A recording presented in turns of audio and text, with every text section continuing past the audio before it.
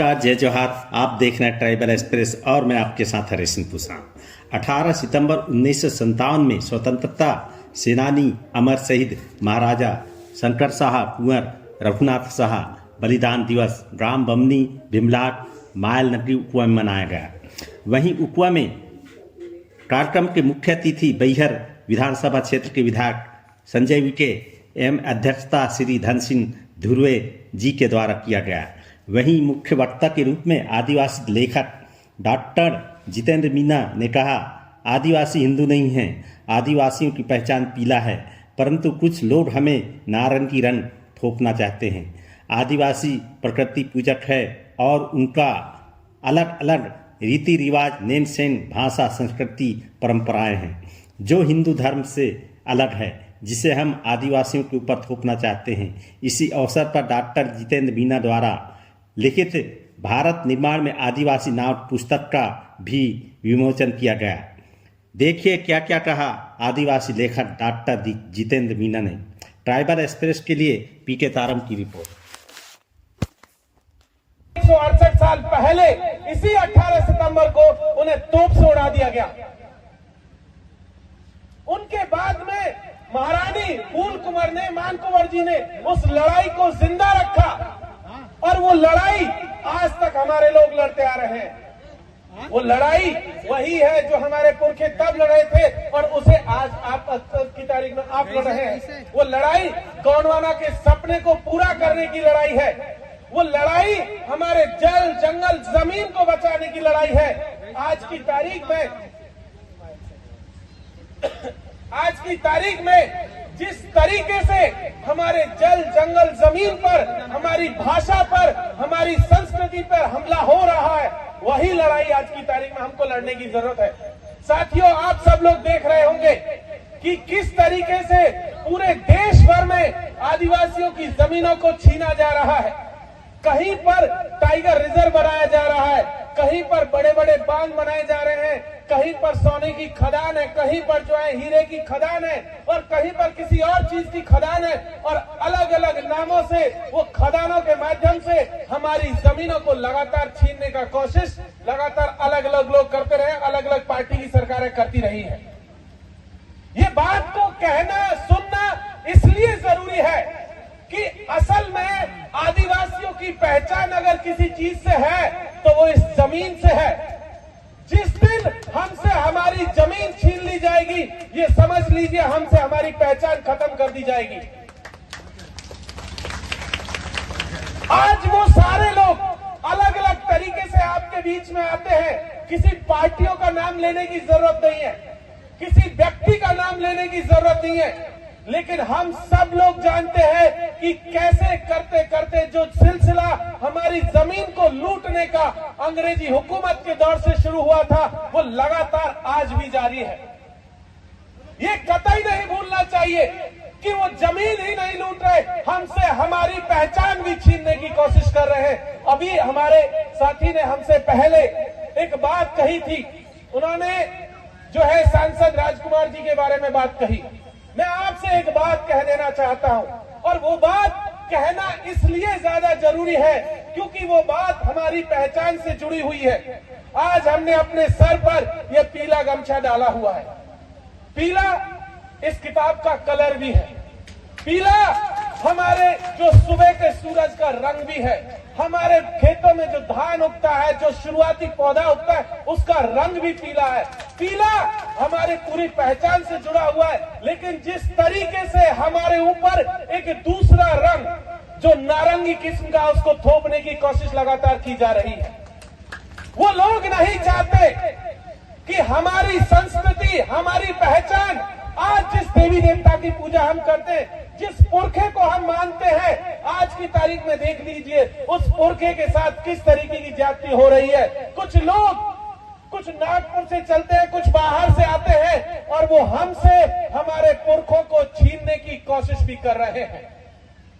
वो कई बार हमारे कपड़े पहन लेते हैं, हमारे जैसे दिखने की कोशिश करते हैं, लेकिन वो तमाम तरीके की चीजें हमारे ऊपर कहने की कोशिश करते हैं, कई चीजें थोपने की कोशिश करते हैं। हमारे ऊपर एक पहचान उन्होंने थोपी जो धर्म की पहचान थी।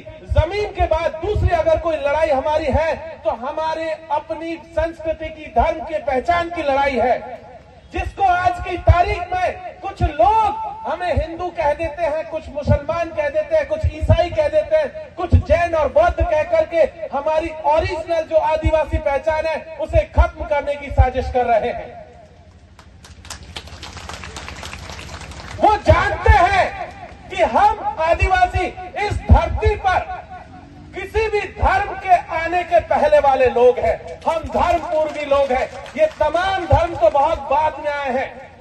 हम जब से धरती की पूजा करें, जब से आकाश की पूजा करें, जब से नदी की, पहाड़ की, हम अपने खेत में भी जब जाते हैं तो एक कोने में पूजा करते हैं, उसके बाद खेती करना शुरू करते हैं। हम चांद की पूजा करते हैं, हम सूरज की पूजा करते हैं, हम हर एक उस चीज की पूजा करते हैं जिसने हमें ये जीवन दिया, जो हमें जिंदा रखने में हमारी मदद कर रहा है। लेकिन कुछ लोग हैं जो हमें सिर्फ और सिर्फ एक ही खांचे में बांध करके रखना चाहते हैं। यहां से ये कह देना जरूरी है कि हमारी वो पहचान नहीं है जो तुम हमको दे रहे हो। हमारी पहचान ये हमारा पीला गमछा है, हमारे ये पीले कपड़े हैं, हमारा ये पीला देश है। इसीलिए दूसरी बात जो हम यहां से कहना चाह रहे हैं कि अलग धर्म कोड की मांग पूरे देश में चल रही है। मैं आपको बताऊं तो आदिवासी, अभी जनगणना का जो है कार्यक्रम शुरू होने वाला अगले साल भर में, देश की सरकार इस काम को कराएगी, यहाँ राज्य सरकार भी इस काम को कराएगी। लेकिन एक बात यहां से कहना जरूरी है कि हमें किसी धर्म के खांचे में ना डालो, हमारे लिए अलग से एक धर्म कोड दिया जाए, ये बात हम यहां से कह देना चाहते हैं। तीसरी चीज, कुछ लोग हैं जो हमारे ऊपर दूसरी भाषाएं थोपने का कोशिश कर रहे हैं। आज देखिए हमारे बच्चों को स्कूल में कौन सी भाषाओं में पढ़ाया जा रहा है। हम किसी भाषा के खिलाफ में नहीं है, लेकिन ये कह देना चाहते हैं कि हमारे बच्चों को गोंडी भाषा में जरूर पढ़ाया जाना चाहिए। ये इसलिए जरूरी है, हमारे बच्चों को जो है मुंडारी में, संथाली में, भीली में, तमाम आदिवासी भाषाओं में पढ़ाए जाने की जरूरत है, क्योंकि हम जानते हैं कि हमारी पहचान हमारी भाषा भी है। अगर वो लोग हमसे हमारी पहचान छीन लेंगे, हमसे हमारी भाषा छीन लेंगे, तो यकीन मानिए आने वाले दिनों में हमारे पास कुछ नहीं बचेगा। हम साबित नहीं कर पाएंगे कि हम आदिवासी हैं कि नहीं है। हम कितने दिनों तक सिर्फ सर्टिफिकेट के बेसिस पर ये साबित करेंगे कि हम आदिवासी हैं कि नहीं है, क्योंकि कागजों का कहानी ऐसा है, जब से ये कागज की शुरुआत अंग्रेजों ने की थी तो सबसे पहला हमला इसी कागज के नाम पर आदिवासियों के साथ किया गया था। आज से कोई 150-200 साल पहले जब अंग्रेज आए थे, अंग्रेजों ने आकर के कहा कि सब जमीनों का सर्वे होगा। जंगल का सर्वे किया, नदी पहाड़ नालों का सर्वे किया, खेत खलिहान का सर्वे किया, और सर्वे करके कहा कि भाई जिसके पास जमीन का कागज है, जिसके पास पट्टा है, वही उस जमीन का ओरिजिनल मालिक है, नहीं तो नहीं है। 200 साल पहले ये कहानी शुरू हुई थी। आज भी उसी मोड़ पर हम सब लोग खड़े हुए हैं। आज भी हमसे हमारे जंगल में जाने पर पट्टा पूछा जाता है। एक विभाग है इस देश में जिसका नाम है वन विभाग। अंग्रेज लेकर के आए थे आदिवासियों को मारने के लिए, आदिवासियों के खिलाफ अत्याचार करने के लिए, आदिवासी जमीनों को छीनने के लिए उस विभाग को लेकर के आया गया था। आजादी के बाद कायदे से तो यह होना था कि वो विभाग ही खत्म हो जाना चाहिए था, लेकिन हुआ उल्टा। उसको ज्यादा से ज्यादा पावर दी गई, ज्यादा से ज्यादा शक्तियां दी गई, और आज वही वन विभाग हमारे सर के ऊपर तांडव कर रहा है। हम जब जंगल जाते हैं तो पूछता है कागज दिखाओ, जंगल जाएंगे तो कहेंगे कि यहाँ तुम्हारी एंट्री नहीं है, यहाँ से ये काम नहीं कर सकते, वहां से वो काम नहीं कर सकते। हमारा खेत उजाड़ देता है, हमारी फसल उजाड़ देता है, हमारे घर तोड़ देता है। पिछले दिनों आपने देखा होगा मध्य प्रदेश के भीतर जिस तरीके से वन विभाग के कर्मचारियों ने जाकर के बारिश के मौसम में आदिवासियों के घरों को तोड़ा था। ये वो आदिवासी थे जो हजारों सालों से उस जमीन पर रहते आ रहे थे, लेकिन वन विभाग वालों ने कहा कि तुम्हारे पास कागज नहीं है तो ये जमीनें खाली करनी होंगी। ये साजिश हमारे खिलाफ जो अंग्रेजों के दौर में शुरू हुई, वो आज भी उसी तरीके से जारी है। तो इसीलिए हमारी ये जरूरत है, हमारा ये अस्तित्व का सवाल है कि हमारी भाषा, हमारी संस्कृति, हमारा पहनावा ओढ़ना, हमारा इतिहास, हमारे पुरखों की विरासत जिंदा रहे और वो अगली पीढ़ी तक पहुंचती रहे। जैसे पिछले हमारे पुरखों ने हम तक पहुंचाया, ये हमारी जिम्मेदारी है कि इस चीज को हम अगली पीढ़ी तक पहुंचाएं। हमारे पुरखों ने लड़ाइयां बंदूकों से और तलवारों से लड़ी थी। साथियों, ये बात यहां से कहना जरूरी है कि बंदूक और तलवार का दौर चला गया। आज की तारीख में कलम और किताब का दौर है, कॉपी और किताब का दौर है, पेन और पेंसिल का दौर है। तो हमें अपनी लड़ाई इसी तरीके से लड़नी है, हमें अपनी लड़ाई संवैधानिक के रास्ते से लड़नी है, यह कहना भी यहां से जरूरी है। क्योंकि कुछ लोग हैं वो चाहते ही नहीं है कि आपके बच्चों को स्कूल मिले, आपके बच्चों को सुविधाएं मिले, आपको हक और हुकूक मिले। वो तो चाहते हैं कि आप तलवार और त्रिशूल लेकर के किसी के जो है पवित्र स्थान पर चढ़ जाए। वो आपको दंगाई बनाना चाहते हैं। वो आपके नाम पर, आपके बच्चों के नाम पर अपनी राजनीतिक रोटियां सेकना चाहते हैं। इसलिए यहां से कह देना जरूरी है कि आप अपने बच्चों को दंगाई मत होने दीजिएगा। आप अपने बच्चों को स्कूल भेजिए, आप अपने बच्चों को कॉलेज भेजिए, लेकिन साथ ही साथ उन्हें अपनी भाषा, संस्कृति, अपनी जमीन और अपने पुरखों की विरासत से जोड़ के रखने की जरूरत है। ऐसा ना हो कि हमारे बच्चे यहां से जाएं और वापस कभी लौट करके ही ना आए, या हमें ही भूल जाए। ये भी नहीं होने देना है, क्योंकि वो लोग तो चाहते हैं कि हम यहां से किसी तरीके से निकले ताकि उनका कब्जा हो।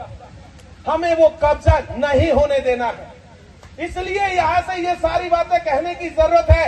आज की तारीख में लगातार आप सब लोग जानते हैं, आज से कोई 20 साल पहले भारत सरकार ने एक एक्ट पास किया था जिससे वन अधिकार अधिनियम 2006 कहते हैं, FRA 2006। उसमें कहा गया था कि इस देश के आदिवासियों को जो जहां पर रह रहा है, अगर वो 3 पीढ़ी से ज्यादा समय से रह रहा है तो उसे उस जमीन पर पट्टा दिया जाएगा। लेकिन क्या हुआ, आज की तारीख में लगभग इस देश में आदिवासियों की 14 करोड़ की आबादी है। उस 14 करोड़ की आबादी में से मात्र 25 लाख लोगों को पूरे देश में जमीनों पर पट्टा मिला, बाकियों को पट्टा नहीं मिला। आप यहां पर देख लीजिए, आप में से कितने लोग हैं जिनको पट्टा मिला है? बताइए, जरा हाथ खड़ा करके बताइए तो। पट्टे वाले लोग कितने हैं जिनको जमीन पर सरकार ने पट्टा दिया है? किसी को दिया है? एक साथी उधर से बता रहा है। आपको बताऊं, आज से लगभग 20 साल हो चुका है इस कानून को बने हुए। कायदे से तो आप जिस जमीन पर रह रहे हैं, अब तक सबको पट्टा मिलना चाहिए था। जो भी जमीन खातेदारी की नहीं है, जिस जमीन जो पहले वन विभाग के अंतर्गत ले ली गई थी, हम लोगों से छीन ली गई थी, या चरागाह की भूमि है, जहां पर हमारा घर बना हुआ है, जहां पर हम खेती करते हैं, उस जमीन पर आपको आज से कोई 20 साल पहले पट्टा मिल जाना चाहिए था। लेकिन आज हकीकत देख लीजिए, आप में से सिर्फ एक साथी को पट्टा मिला है। वो आपका हक है, वो किसी की खैरात नहीं है। मैं आपसे एक बात कह देना चाहता हूं कि आज जब शाम को जाए तो अपने सरपंच से और जो बाकी के पटवारी हैं और बाकी के जो छोटे छोटे अधिकारी हैं, उनसे कहिएगा कि मेरी जमीन का पट्टा दीजिए। नहीं तो होगा ये कि जिस दिन सरकार का बुलडोजर आएगा, आपसे कहेगा पट्टा दिखाओ, और आप कहेंगे जी पट्टा तो नहीं है, वो तुरंत आपके खेत पर, आपके घर पर, आपके मकान और दुकान पर वो बुलडोजर चला देगा और आप कुछ नहीं कर पाएंगे। क्योंकि उस समय पुलिस भी उनके साथ होगी, प्रशासन उनके साथ होगा, सरकार उनके साथ में होगी। इसलिए यहां से कहने की जरूरत है कि ये वो चीजें हैं जो कि हमें आज से 20 साल पहले मिल जानी चाहिए थी, लेकिन नहीं मिली। कीजिए अपने इलाके में ग्राम सभाएं, ग्राम सभाओं से पूछिए कि भाई हमें पट्टे की काम कब शुरू कर रहे हैं, क्योंकि ये वो मसला है जो हम सबसे जुड़ा हुआ है। ये हमारा और आपका मसला है। कोई सरकार आपसे कहने नहीं आएगी कि आप चलिए पट्टा ले लीजिए। सरकार आपको अपनी मर्जी से पट्टा नहीं देगी। पट्टा आपको जाकर के मांगना पड़ेगा।